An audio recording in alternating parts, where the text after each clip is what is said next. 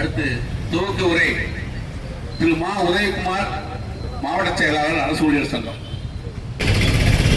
அனைவருக்கும் இந்த போட்டோ ஜியோ அமைப்பின் சார்பாக இன்று தமிழகம் முழுவதும் நடந்து கொண்டிருக்கும் கவன ஈர்ப்பு ஆர்ப்பாட்டத்திலே கோவையின் சார்பிலே நடந்து கொண்டிருக்கும் தோழர்கள் அனைவருக்கும் போராட்ட வாழ்த்துக்களை தமிழ்நாடு அரசு ஊழியர் சங்கத்தின் சார்பிலே தெரிவித்துக் கொள்கிறேன்.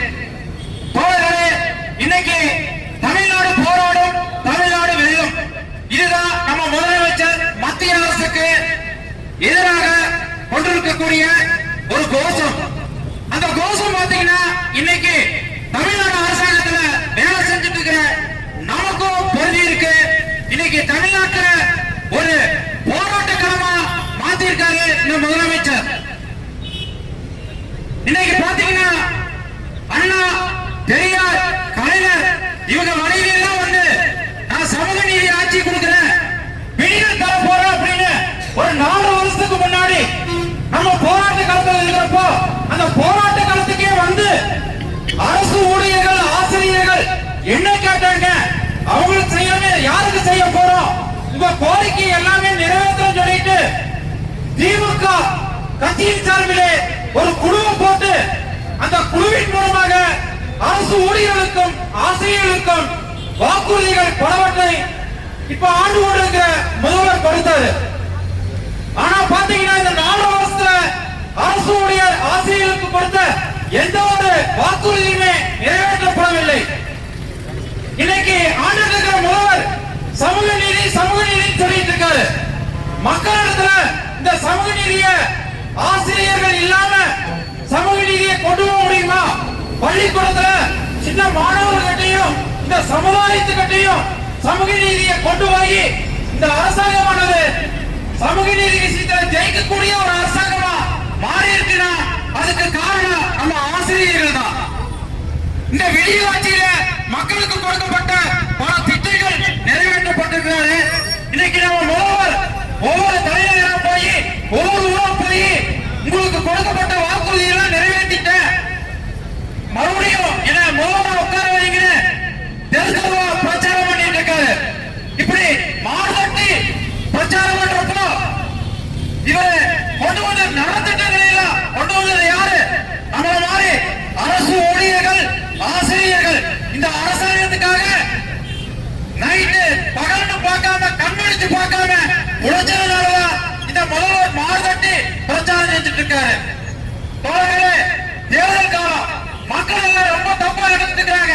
இந்த தேர்தல் காலம் வந்துட்டாங்க, அரசு ஊழியர்கள் போராட்டத்துல வந்துருவாங்க, அவங்க கோரிக்கையில வச்சு போராட ஆரம்பிச்சிருவாங்க. மக்களே, நீங்க தயவு செஞ்சு நினைச்சு பார்க்கணும்.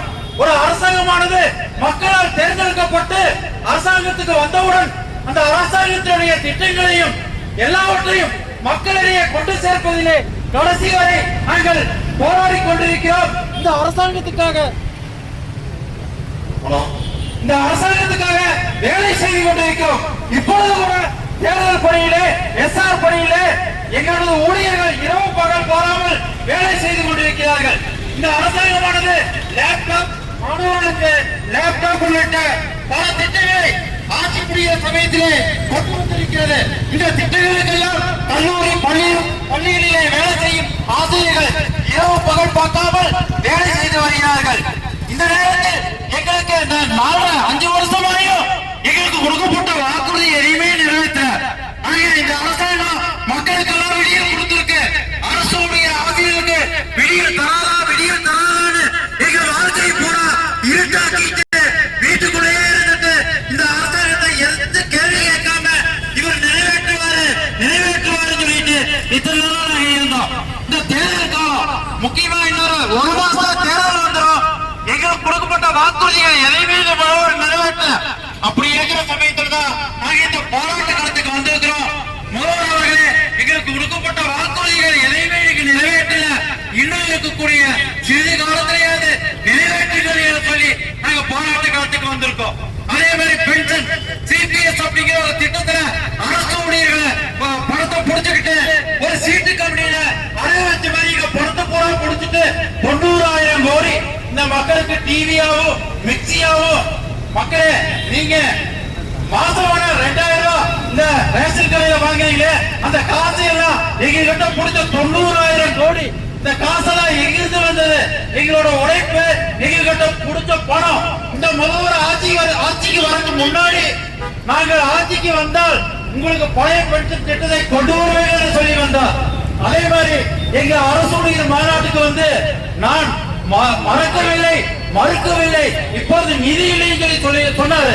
ஆனா இந்த 4 வருஷத்துல இந்த சென்ட்ரல் கவர்மெண்ட் தமிழ்நாடு பொருளாதாரத்துல முன்னணி மாநிலமா இருக்குது, படிப்புல முன்னணி மாநிலமா இருக்குது, சமூக நீதி திட்டத்துல முன்னணி மாநிலமா இருக்குன்ட்டு மார்கட்டி இந்த முதல்வர் சொல்லிக் கொண்டிருக்கிறாரு.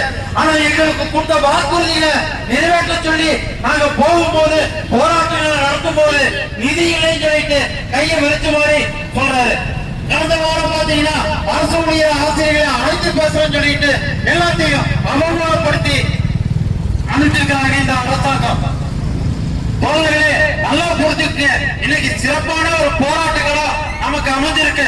சத்துணவுல, அங்கன்வாடியில, அப்புறம் செவிலியர், இப்படி பலதரப்பட்ட சிறப்பு காலவரை ஊதியத்தை வர ஊழியர்கள் இன்னைக்கு காலவரை ஊதியத்தை பெறக்கூடிய ஒரு சிறந்த காலகட்டம் அமைஞ்சிருக்கு. சிபிஎஸ் திட்டத்தில் பணிபுரிஞ்சிட்டு இருக்க ஊழியர்கள் பழைய பட்ச திட்டத்துக்கு போகக்கூடிய ஒரு சிறப்பு காலகட்டமா இது அமைஞ்சிருக்கு. அதே மாதிரி பாத்தீங்கன்னா இன்னைக்கு நிறைய பணியிடங்கள் நிரப்பப்படாம இருக்கு.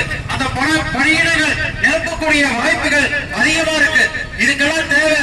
இவர் முதல்வர் நினைச்சிட்டாரு சங்கங்கள் எல்லாம் பிரிஞ்சிருக்கு, யாரும் ஒன்னா சேர மாட்டாங்க, நம்மளை கேள்வி கேட்க மாட்டாங்க என்று முதல்வர் நினைச்சிருக்கிறாரு. ஆனா இன்னைக்கு காலத்துல சங்க வேறுபாடு இல்லாம நாம எல்லாமே ஜனவரி 6 இந்த முதல்வருக்கு தேதி குறிச்சிருக்கோம். ஜனவரி 6ஆம் தேதி அரசு ஊழியர்கள், ஆசிரியர்கள் நாம வேலை நிறுத்தத்தை அறிவித்து இருக்கிறோம். இந்த காலகட்டத்தில் நம்மளுக்கு எப்பவுமே வேலை இருக்கும், எல்லாமே இருக்குன்னு இந்த வேலைக்காக நாம லீவு போடாம இந்த போராட்டத்தில் கலந்துக்காம இருந்தோம்னா நாளைக்கு நம்ம குடும்பம் நடுத்தருவில் நிற்கும். அந்த நடுத்தருவில் நிற்கிறப்போ எந்த அரசியல்வாதியும் வரமாட்டாரு. அப்போ ஆண்டுக்கு எந்த முதல்வரும் நீ அரசு ஊழியர் சொல்லி எதுவும் செய்ய மாட்டாங்க. இன்னைக்கு மகளிருக்கு கொடுக்கக்கூடிய 1000 ரூபாய் கூட அன்னைக்கு கிடைக்காது, இலவச அரிசி கிடைக்காது. நினைச்சு பாத்துக்கங்க. கடைசியில இப்ப வேலை செஞ்சுட்டு இருக்க அரசு ஊழியர் எல்லாமே பிச்சை எடுக்க வேண்டிய நிலைமை வரும். சிபிஎஸ் திட்டத்துல பிடிச்ச 90,000 கோடி இன்னும் சமூக நீதி திட்டங்களுக்கு போயிடும். கடைசியில ஒரு பேப்பரை கொடுத்துட்டா வீட்டுக்கு அனுப்புவாங்க. அதனால இந்த காலகட்டத்தை புரிஞ்சுக்கிட்டு ஜனவரி 6 நடக்கக்கூடிய இந்த காலவரையற்ற வேலை நிறுத்தத்துல எல்லாருமே கலந்துக்கணும். இங்க வந்தா கூட்டம் கம்மியா இருக்கலாம். இன்னைக்கு சிஎம் வர்றதுனால சூலூர் மாவட்டத்துல இருந்து வரக்கூடிய 8 பஸ்கள் போக்குவரத்தால பாதிக்கப்பட்டு நம்மளுடைய தோழர்கள் எல்லாம் இங்க வரக்கு நேரம் தாமதம் ஆகிட்டு இருக்கு. இன்னும் அவங்க வந்திருந்தாங்கன்னா இன்னொரு 500-600 பேர் இங்க நின்றுப்பாங்க. இந்த அரசாங்கத்தோட செயல்பாட்டினால எல்லாருமே தடுத்து நிறுத்தப்பட்டு இருக்கிறார்கள். தோழர்களே, ஜனவரி 6 நம்ம வாழ்க்கையை விடியலை நோக்கி பயணத்தை தொடர்கின்ற நாளாக அமைகிறது. அனைவரும் ஜனவரி 6 வேலை நிறுத்தத்தை கலந்து கொள்ளுங்கள். ஒன்று விடுவோம், போராடுவோம், வெற்றி வருவோம். நன்றி, வணக்கம்.